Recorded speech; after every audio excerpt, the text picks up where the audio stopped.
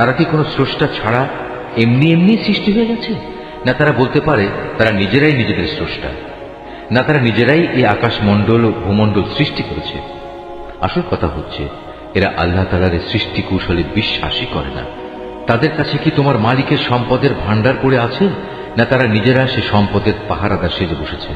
অথবা তাদের কাছে আসমানে ওঠার মতো কোনো সিঁড়ি আছে যাতে আরোহণ করে তারা আসমানের অধিবাসীদের কথা শুনে আসে?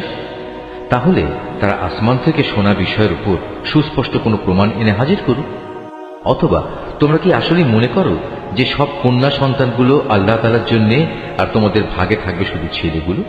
কিংবা তুমি কি আল্লাহর বিধানাবলীর তাবলীগের বিনিময়ে তাদের কাছ থেকে কোনো পারিশ্রমিক দাবি করছো, যা তাদের কাছে দুর্বহ জরিমানা বলে মনে হচ্ছে? অথবা তাদের কাছে রয়েছে অদৃশ্য জ্ঞানের এমন কিছু যা তারা লিখে রাখছে? না, এর কোনোটাই নয়। এরা আসলে তোমার বিরুদ্ধে কোনো ষড়যন্ত্র করার ফন্দি আটকে চায়। অথচ যারা আল্লাহ তাআলাকে অস্বীকার করে তারাই পরিণামে ষড়যন্ত্রের শিকারে পরিণত হয়।